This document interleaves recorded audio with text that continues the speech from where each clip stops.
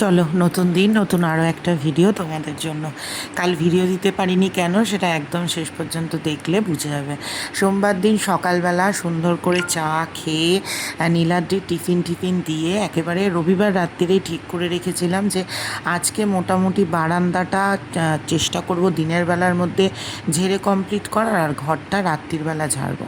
তো এই যে এখানে নীলাদ্রিকে ভাত আর একটুখানি মাটন রাখা ছিল, সেটাই টিফিনে দিয়ে দিলাম।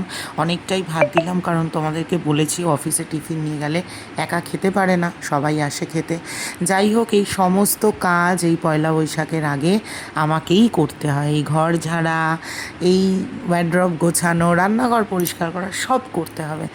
আমি যতটুকুনি পারি এই রান্নাবান্নার মানে রান্নাঘর থেকে বিরতি নিয়ে যেইটুখানি পরিষ্কার করে রাখতে পারি চেষ্টা করি। বাকিটা হ্যাঁ আমার আগোছালোই থাকে, এর থেকে বেশি কিছু করা আমার পক্ষে আর সম্ভব নয়। সোমবার দিন আমি নিরামিষ খাই, তো এখানে মুগের ডাল বসিয়েছিলাম পেঁপে দিয়ে। সেই রকমভাবে প্ল্যান করতে পারছিলাম না কি করব, তো ভাবলাম আপাতত একটুখানি ডালটা করে রাখি। সোম মঙ্গল দুদিন মায়ের তো ভিডিও অফ দেওয়া যাবে না, আগে একটু আমার রান্নাটা করে নিই, তারপরে মায়ের রান্নাটা করব। যাই হোক, এখানে ডালটা মানে সোমবার দিয়ে চলে এলাম পাশের ঘরটা পরিষ্কার করতে। এই ঘরটাও আমাকে ঝাড়তে হবে, তবে এটা বুধবার দিন করব ভাবছি। তো মোটামুটি বিছানাগুলো সমস্ত পরিষ্কার টরিষ্কার করে চলে গেলাম আবার রান্নাঘরে। গিয়ে দেখলাম যে ডালটা হয়ে গেছে, তো আজকে ডালটা একটুখানি প্রেশার কুকারে দিয়েছিলাম, আর এরপরে এই জলগুলো ফেলে দিচ্ছিলাম। আর আমার মনে হচ্ছিলো আজকে ডালটাতে আমি একটুখানি বেশি জল দিয়ে দিয়েছি, এ কারণে একটু বেশি পাতলা হয়ে গেছে, কারণ আমার মুগ ডাল খুব একটা ভালো হয় না। পটল প্রায় ছিলই না, ভাবলাম যা আছে সেইটুখানি দিয়ে আমার জন্য একটুখানি পটল পোস্ত করি। আর মা কালকে মোচা কেটে রেখে গেছে, আজকে মা মোচা বানাবে।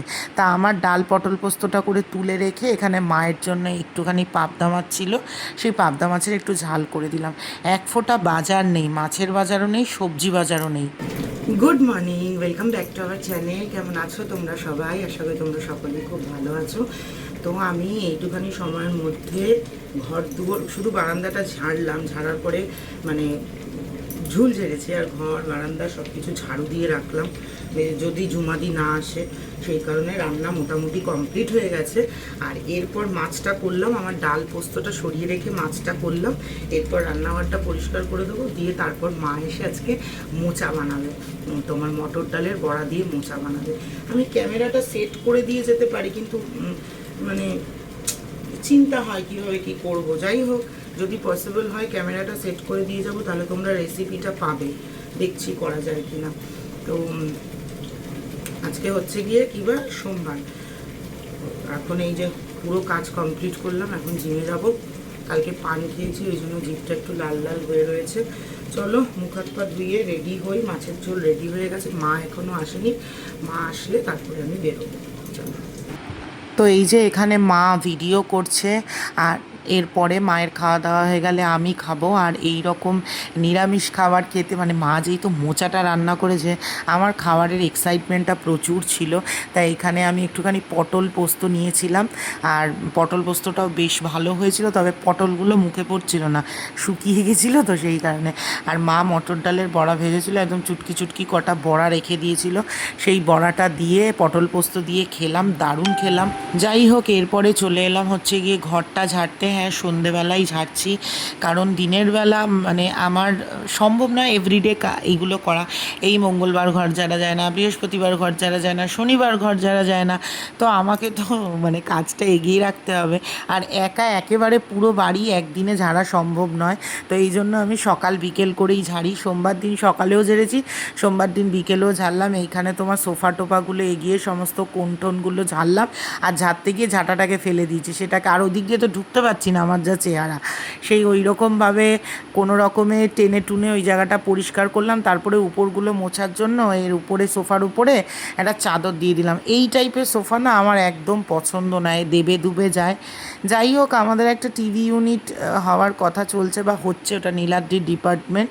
নীলাদ্রি যদি টিভি ইউনিটটা বানায় তাহলে আমি একটা সোফা কিনবো ঘরের জন্য। কিন্তু আমাদের এই মানে ওয়াল পেন্টটা একটুখানি চেঞ্জ করলে ভালো হতো, কিন্তু এত জিনিসপত্রের মধ্যে আবার আবার নতুন করে সব বার করে ঘর রং করা অসম্ভব ব্যাপার। আর মোটামুটি পরের মাস থেকে আমাদের ফ্ল্যাটের ইন্টেরিয়ারের কাজ শুরু হবে, তাই দুটো বাড়িতে ইনভেস্ট করা আমার পক্ষে সম্ভব নয়। তাই সোফাটুকুনি আমি এফোর্ড করতে পারি। আর আমার খুব ইচ্ছে করে খাটটাও চেঞ্জ করার, কিন্তু যেহেতু বিয়ের খাট বাবা মায়ের দেওয়া, সেই কারণে ইমোশনের কারণে চেঞ্জ করতে পারি না আর কি। তো মোটামুটি আমার সন্ধে টন্ধে সবই দেওয়া হয়ে গেছে। মোহরের আন্টি চলে গেছে, ঘর দৌড় একটু বড় ঘরটা ঝেড়ে একটু পরিষ্কার করে রাখলাম। কালকে পুরো ব্যাড্রফটা যদি সময় পাই গোছাবো, তাহলে ঘর বারান্দা ঝাড়া হয়ে গেল। বুধবার দিনটা ঠাকুর ঘরটা ছাড়বো। সব থেকে বেশি সমস্যা হবে রান্নাঘরটা পরিষ্কার করতে, কারণ প্রত্যেকটা কোণা কোণা সব কিছু নামে নামে পরিষ্কার করতে হবে। এত সুন্দর করে সাজালাম গুছালাম, পরিষ্কার করতেই দম বেরিয়ে যাবে রান্নাঘরে। তো এখন চা বসিয়েছি, নীলাদ্রি এসছে, চা করব দেখি। আর কি বলে, আজকে ভাবছি মোহরের নীলাদ্রিকে বলবো মোহরের বইগুলো মলাট দিয়ে দিতে, কারণ চলেই এলো 13 তারিখ থেকে মোহরের স্কুল শুরু হচ্ছে। তো চলো কাজকর্ম করি। আজকে রাত্রিবেলা রুটি আর মোচার তরকারি খেয়ে নেওয়া যাবে। চলো। মঙ্গলবার দিন সকালবেলা ভিডিও করব ভেবেছিলাম, কিন্তু আর হয়ে ওঠেনি, কারণ নীলাদ্রি মঙ্গলবার ছুটি নিয়েছিল। তাই আমরা একটু ফ্ল্যাট দেখতে গিয়েছিলাম। আমাদের ফ্ল্যাটে দেখলাম লিফটের কাজটা প্রায় কমপ্লিট হয়ে গেছে। তা ভাবলাম যে যাই উপরে গিয়ে দেখি কি কতদূর কাজ হয়েছে, কিন্তু দেখি লক করা। আমাদের চাবি হ্যান্ডওভার নিতে বলছে, বাট আমরা এখনও নিচ্ছি না। তার বিশেষ কিছু কারণ রয়েছে, কারণ কিছু কাজ আমাদের পেন্ডিং রয়েছে। এখন চাবিটা নিয়ে নিলে ওটা আর করবে না। কারণে আমি এত তাড়াতাড়ি রেজিস্ট্রিটা করতে চাইছিলাম না। রেজিস্ট্রি করার আগে এই মাসের মধ্যেই দিয়ে দেবো। যেই রেজিস্ট্রি হয়ে গেছে এখন শুরু করে দিয়েছে। মঙ্গলবার দিনকে দুপুরবেলা আমরা ভিডিও করেছিলাম, আমি মা নীলাদ্রি তিনজনে মিলে। এই ভিডিওটাই কালকে দেওয়ার কথা ছিল, বাট ঠাকুর যা করে ভালোর জন্যই করে। এই ভিডিওটা আমি মানে গতকালই তো বলে নাকি আগামীকাল মানে বৃহস্পতিবার দিনকে পোস্ট করব। এরপরেই সন্ধ্যাবেলার পরে দারুণ ঝড় উঠেছিল, ভীষণ সুন্দর করে আমি আর মেয়ে দাঁড়িয়ে দাঁড়িয়ে এনজয় করছিলাম। ভীষণ ভালো লাগছিল। দেখতেই পাচ্ছ যে কীভাবে এই গাছটা নড়ছে। আর এই সন্ধেবেলা এই ঝড়ের পরেই একটা দুর্ঘটনা ঘটেছিল, যেটা আমি পরে বলছি। এটা হচ্ছে বুধবার, মানে আজকে সকালবেলা আমি চা বসিয়ে দিয়েছিলাম।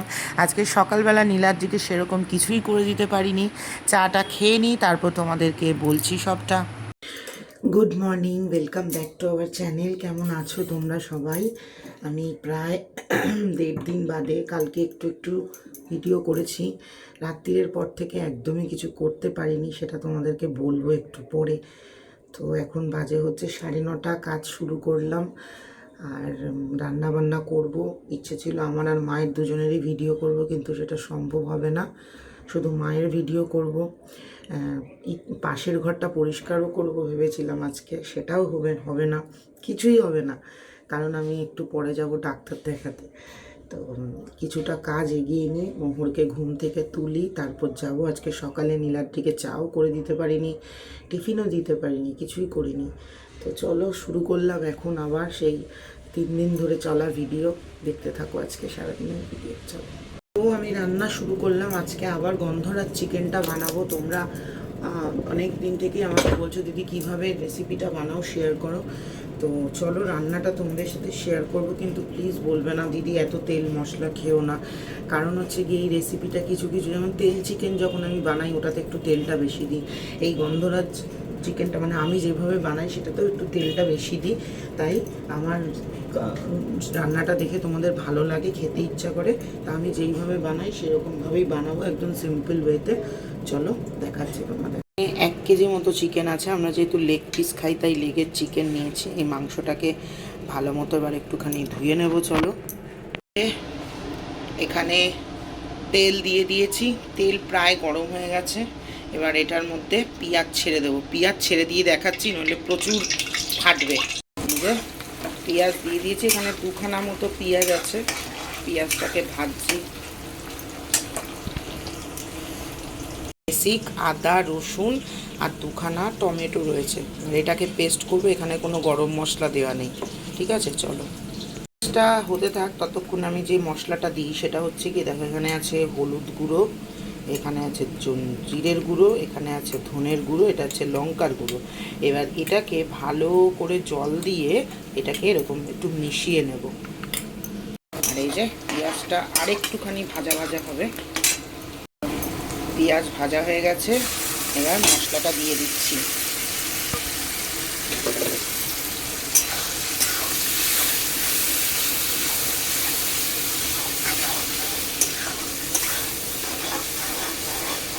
এবার এটা একটুখানি ভালো মতো, এখানে জল মশলা সব রয়েছে, এবার এটা একটু ভালো মতো মাখা মাখা হতে থাকে। এই মশলাটা রেডি হয়ে গেছে। এখানে আছে জিরের গুঁড়ো, ধনের গুঁড়ো, হলুদ গুঁড়ো, লঙ্কার গুঁড়ো। আর এইটা এইরকমভাবে করে দিলেই কিন্তু রান্নার কালারটা একদম চেঞ্জ হয়ে যায়, দেখবে। তারাও দেখাচ্ছি, এই দেখো, এটা এখানে দেবো। মাছ নিচে কিছু কিছু রয়ে গেছে, দাঁড়াও এটা একটু দিয়ে নিই। এবার আমার বেসিক্যালি এই মানে যেটা গুঁড়ো মশলা, আমি ওইটা দিয়েই গ্রেভিটা একটুখানি এরকম বানাই। এই দেখো,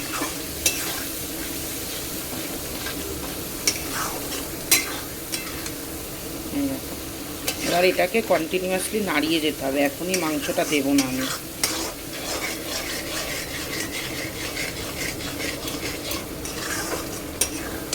ঠিক আছে, দাঁড়াও। জলটা রেখে দিয়েছি, মিক্সি ধোয়া, বাটি ধোয়া জল, এইটা পরে ইউজ করব। মশলাটা তেল ছেড়ে দিয়েছে, এবার এর মধ্যে মাংসটা অ্যাড করে দেব। মাংস দিয়ে দিয়েছি, এবার চলো এটাকে নাড়াই। ভাবছো কি এর মধ্যে আলু দেব না? আলু দেব, সব দেব, দেখতে থাকো শুধু। আমার কম সময় মাংস রান্না করা, আমার কাছ থেকে একদম মানে বিরাট বিরাট রেসিপি শিখতে পারবে না, কম সময় কীভাবে টেস্টি টেস্টি রান্না করা যায় সেটা শিখতে পারবে। এবারে এইটাকে কষাতে থাকবো সমান। এখনও কিন্তু আমি নুন চিনি কিচ্ছু দিইনি, এটা এবার কষবে। যে দেখতে পাচ্ছ কষেছে, তেল ছেড়েছে, এইবার নুনটা দিচ্ছি। নুনটা না দিলে মানে আগে দিয়ে দিলে তেলটা ছাড়তো না, জল ছাড়তো। নুনটা দিয়ে দিলাম, এবার নুনটা দিয়ে ভালো মতো নাড়াবো। কথা বলতে বলতে নুন দিলাম তো আজকে, আমার একটু কনফিউশন হবে। চলো এটা নাড়াই ঠিক করে। এইবারে দেবো এর মধ্যে আমি আলু। আমি কিন্তু মাংসের আলু ভাজি না, কারণ এই যে তেল দিয়ে নুন দিয়েছি, এই দেখো তেলের সাথে সাথে জলও ছাড়া শুরু করেছে। এবার এটাকে আবার ভালো মতো নাড়াবো, তারপর চিনি দেবো একটু। এই যে হচ্ছে, এইবারে দিয়ে দেবো এই জলটা। ঠিক আছে, এইটা দিয়ে আবার কিছুক্ষণ ফুটতে দেবো। এই দেখো, এই যে কাঁচা মশলাটা, ওইটা যেহেতু কাঁচা মশলা ছিল ওই জন্য ওইটা দিয়ে একটুখানি আমি ফুটতে দিলাম। ফুটে গেছে, এবার মাংসের মধ্যে জল দিয়ে দেব। এবার তোমরা কীরম ঝোল খাবে সেই বুঝে জল দেবে। যদি মনে করো একদম মাখা মাখা খাবে তাহলে গ্যাস সিম করে ঢেকে দেবে, আর জলই দেবে না। আমি যেমন একটু জল দেব। এই যে আমি জল দিয়ে দিয়েছি, এবার এটাকে ঢেকে দেব, ঢেকে রেখে দেবো। মানে মোটামুটি মাংসটা সিদ্ধ হওয়ার জন্য গ্যাসটা একটু সিম করে রেখে দেবো। এই দেখো আমার মাংসের ঝোল প্রায় হয়ে গেছে। এবার আমি ওরে বাবারে এই টেস্টটাকে একটু অন্যরকম করার জন্য এর মধ্যে জাস্ট আসছি অল্প একটু টমেটো সস দিয়ে দেবো, কারণ আমার টমেটো সসের টেস্টটা বেশি ভাল লাগে। দেখো মাংস সিদ্ধ হয়ে গেছে, প্রায় আলুও সেদ্ধ হয়ে গেছে। এরপর গ্যাসটাকে একটু কমিয়ে দেব। এরপরেই হচ্ছে আমি মেন কাজটা করব, সেটা হচ্ছে গিয়ে এই দেখো এই দুটো গন্ধরাজ লেবুর পাতা দিয়ে দিলাম, আর এই যে গন্ধরাজ লেবু গ্রেট করে রেখে এই দিয়ে দিলাম এর মধ্যে। দিয়ে সাইড হয়ে গেল, দেখলে? এটাকে একটু নাড়িয়ে দিয়ে এটাকে এবার কী করবো, আবার ঢেকে দেবো যাতে গন্ধটা মিশে যায় ওর মধ্যে। মিনিট 15 পরে নামিয়ে দেবো। দুধ পড়েছে এখানে, এটা দেখো না। তো এই যে হয়ে গেছে প্রায় আমার চিকেন কষা। এবার আমি একটু ঝোল ঝোল নামাবো, যেহেতু দুবেলা খাওয়া হবে। তোমরা যেরকম খাবে সেরকম নামিয়ে দেবে।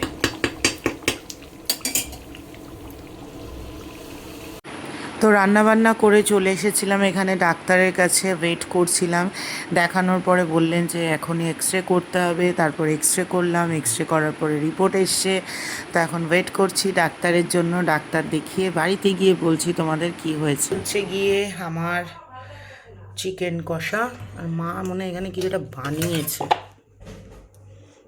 এটা কি বানিয়েছে আমি বুঝতে পারছি না। মা এটা কি বানিয়েছো গো? এটা গন্ধ বেরোচ্ছে তো কেমন একটা পচা পচা। কালকে সোয়াবিন ভিজিয়েছিল, মা রান্না করা হয়নি, এটা দিয়ে ভর্তা কেমন একটা গন্ধ বেরোচ্ছে পচা পচা। আচ্ছা, আর এখানে ভাত। তো এই হচ্ছে গিয়ে আমার রিপোর্ট, আর এই হচ্ছে গিয়ে আমার ক্র্যাক, দেখতেই পাচ্ছ তোমরা। এই এবার চলো, এই যে চলো এবার গল্পটা তোমাদের বলি। সবার প্রথমে ডাক্তার আমাকে কি বললো না কি করে এটা হলো, দুটোই বলি, বলে ভিডিওটা শেষ করে দেবো। আচ্ছা, কালকে প্রচণ্ড ঝড় বৃষ্টি হচ্ছিল, তার 2-4টে নমুনা তোমাদেরকে দেখালাম। তো আমাদের তো কোলেপ্সোরাল গেট, ওইখানটাতে মোহর দাঁড়িয়েছিল, আমি ঠিক এই সাইডটাতে দাঁড়িয়েছিলাম। আর আমাদের যে তোমার গেট মানে যে দরজাটা, ওই দরজাটা হচ্ছে গিয়ে প্লাস্টিকের। তো ওই প্লাস্টিকের দরজাটা একদম পিছন দিক করে সাঁটানো ছিল। তো এমন সময় এমন জোরে একটা হাওয়া দিয়েছে, মানে আমি জানি না কি হলো, মানে আমি তো মোহর সামনের দিকটাতে, আমি এই সাইড করে দাঁড়িয়েছিলাম। তো আমার কি হলো আমি জানি না, আমি একটু এগিয়ে যেতে থাকলাম, আর ওই সময় এমন জোরে একটা হাওয়া দিল। দেওয়ার পরে যে দরজাটা ছিল, দরজাটা এগিয়ে এসে সবার প্রথমে আমার পায়ে লাগলো। যেই আমার পায়ে লাগলো, সঙ্গে সঙ্গে মোহর ওইখানটা থেকে সরে এসে আমাকে দেখতে গেল যে আমার কি হয়েছে। আমি করে চিল্লে উঠেছি।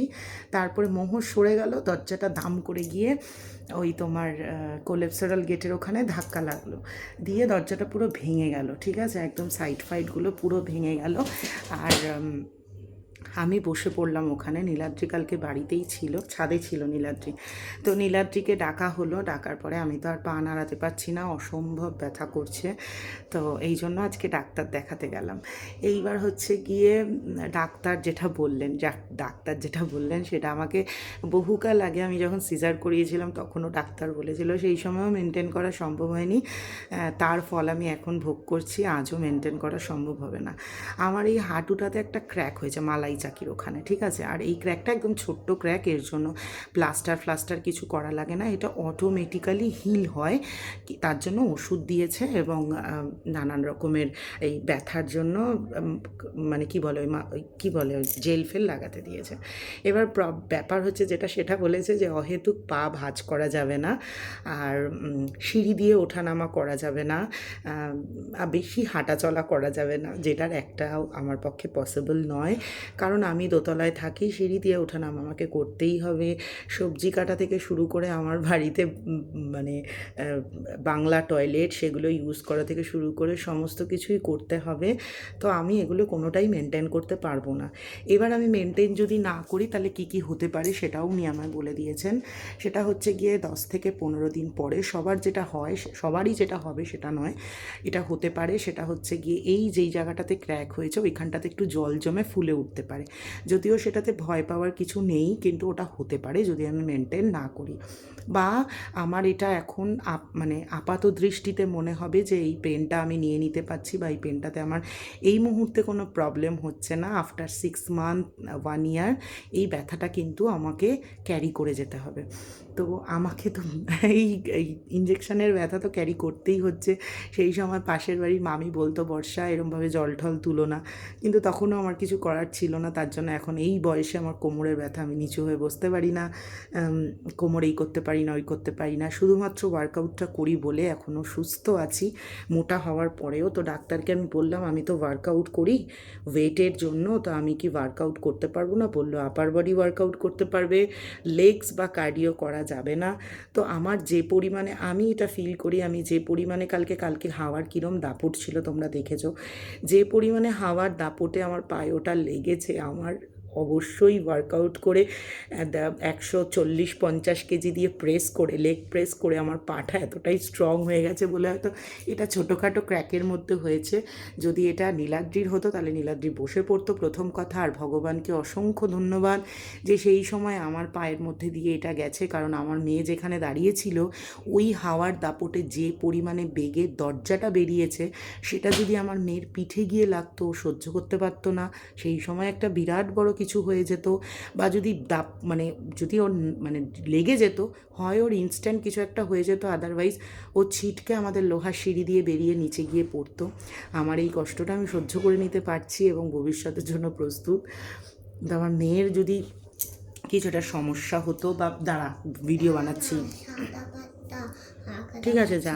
তো আমার মেয়ের, ঠিক আছে, মেয়ের যদি কিছু সমস্যা হতো সেটা আমার কাছে অনেক বেশি কষ্টের হতো। তো আমি মনে করি যে এই যে খারাপটা হলো তার পিছনে আমার অনেক বিরাট বড় একটা ভালো লুকিয়ে আছে। কিন্তু তার সাথে সাথে আরেকটা টেনশন হচ্ছে, সেটা হচ্ছে গিয়ে আমি একটা নতুন জিনিসের সাথে যুক্ত হয়েছিলাম, যেটা আমি তোমাদের জন্য সারপ্রাইজ রেখেছিলাম। এই মুহূর্তে আমি যদি বলি যে আমি ওটা কন্টিনিউ করব না, তাহলে আমার সাথে সাথে 4জন মানুষ সাফার করবে। তাই আমি এখনও ডিসিশান নিতে পারছি না আমি কি করব। বাট আমি সব কিছুই যখন আমাকে করতে হবে, জুতো সেলাই থেকে চণ্ডীবাট, তাহলে আমি এইটা কেন বাদ দেব? সেটাই হচ্ছে গিয়ে আমার প্রশ্ন। নীলাদ্রি বলছে পরবর্তীকালে যদি তোমার কিছু হয় তখন কি, তুমি যে আজকে ওদের কথা চিন্তা করছো, ওরা কি তখন তোমার কথা ভাববে? বাট আমার মনে হয় যে এই সময়টাতে আমি তাদের কথা চিন্তা করি, পরবর্তীকালে ভগবান আমার কথা চিন্তা করে নেবে। এই যে দুর্ঘটনাটা ঘটতে যাচ্ছিল, সেটা যে এত ছোটোর মধ্যে দিয়ে গেল, সেটা শুধুমাত্র আমার ভগবানের জন্য। কারণ কালকে ওই জায়গাটাতে আমার থাকারই কথা ছিল না, আমার আসারই কথা ছিল না, ওই বাড়িটা আমার মেয়ের লাগার কথা ছিল। তো সেখান থেকে যখন আমার এইটুখানির মধ্যে থেকে গেছে, ভগবান যখন রক্ষা করেছেন, ওই যে যিনি ওখানে বসে আছেন, পরবর্তীকালে তিনি রক্ষা করবেন, তিনি রক্ষাকর্তা, সৃষ্টিকর্তা। যাই হোক, কিচ্ছু করার নেই। আমার যতই কষ্ট হোক, আমার হাঁটুর একটু সিচুয়েশানটা তোমাদেরকে দেখিয়ে দিই, তাহলে তোমরা হয়তো একটু বুঝতে পারবে। দাঁড়াও, আমি বডি প্রদর্শন করছি না, জাস্ট তোমাদের দেখানোর জন্য আমি দেখাচ্ছি। এই জায়গাটাতে ভিডিওতে এরকম করে দেখালে বুঝতে পারবে, এই জায়গাটাতে আমার অসম্ভব পেনে, দেখতে পাচ্ছ একটা কালশিটে টাইপের পড়ে গেছে, আর কিরম হারে ফুলেছে হাঁটুটা আমার। এই দেখো, এই হচ্ছে আমার সিচুয়েশান। কিচ্ছু করার নেই, যতই কষ্ট হোক আমাকে সব করতে হবে।